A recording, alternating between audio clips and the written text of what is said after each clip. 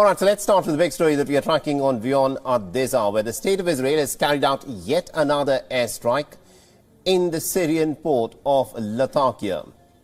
Now, according to the Syrian news agency Sana, the Israeli warplanes violated Syrian airspace and then reportedly fired missiles on the port town of Latakia. And this happened early this morning, and this also resulted in large explosions and fires. Remember, this is the second such attack which the state of Israel has carried out in Syrian territory in the last 1 month. In the latest attack, the Israeli missiles fired from the Mediterranean struck the Syrian port of Latakia. They reportedly were targeting some kind of a container yard.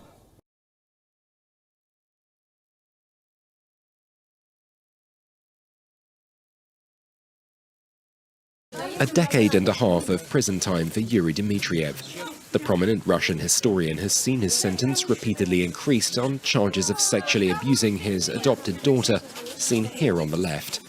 However, Dmitriev's supporters say it's the result of his work with the Memorial Human Rights Group in exposing abuses under Joseph Stalin, specifically mass graves containing the bodies of thousands who died in the Gulags, the network of Soviet-era prison camps. Dmitriev denies the charges. Relating to nude photos of his daughter he says he took to monitor her growth, and which date back to 2016. Acquitted 2 years later, a higher court then overturned the ruling and put him back on trial.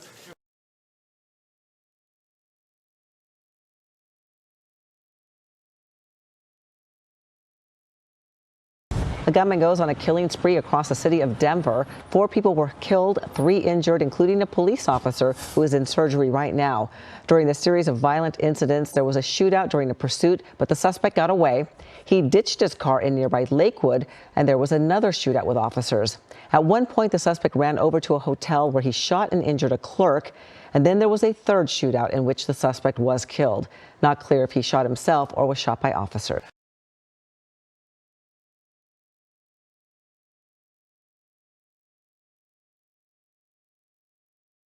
It's a serious Christmas tree warning. When dried out, they can become a dangerous fire hazard that could cause your home to go up in flames. Officials believe that's what happened on Christmas Day at this house in Pennsylvania. A family was asleep inside when a blaze erupted, quickly engulfing the entire home. We have 3 people that are unaccounted for.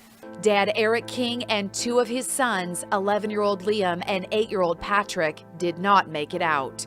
Mom Kristen and her eldest son, 13-year-old Brady, survived. It's still under investigation, but it appears as if the Christmas tree was the cause of the fire.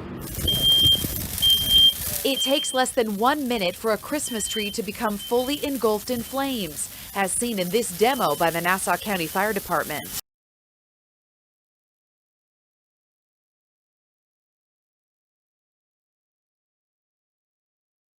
Now, it has been more than a year to the Mauritius oil spill, and in the latest, a court in Mauritius has handed a 20-month jail sentence to the captain of the first mate of the freighter that crashed into a coral reef in July 2020, causing the Indian Ocean archipelago's worst environmental disaster. According to Magistrate Ida Duki Rememberin, the court took into consideration the fact that both defendants pleaded guilty and apologized, due to which the sentence was handed down to 20 months in prison. However, Captain Sunil Kumar, Nandeshwar's lawyer, who has regarded his client's sentence of 20 months in jail as very harsh.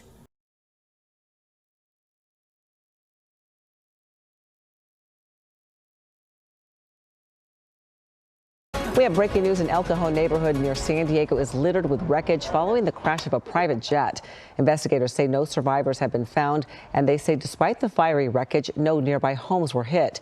In a video from a nearby doorbell cam, the small jet can be seen in the sky, and it appears to be making a sharp turn when it suddenly loses altitude and then moments later explodes into a fireball as it smashes into the ground. Authorities say the plane was reportedly flying from John Wayne Airport in Orange County to Gillespie Field. Crash also knocked out power to more than 2,500 customers in that area.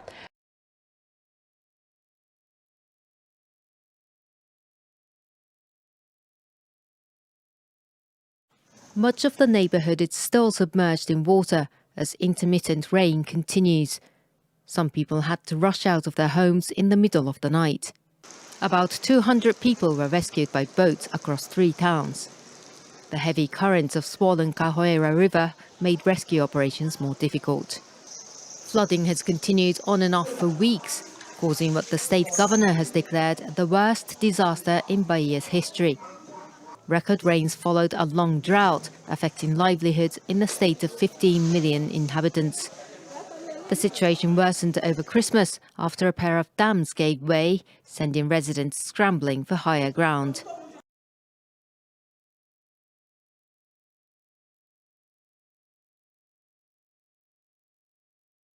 Resident doctors from various government hospitals on Monday alleged a brutal crackdown by Delhi police as their protest against delay in NEET PG counselling continued for over a month.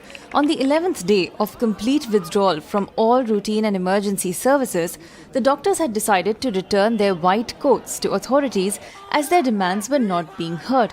The doctors had decided to march to the Supreme Court as per reports. Earlier on Monday, they were stopped from marching to the Health Ministry offices.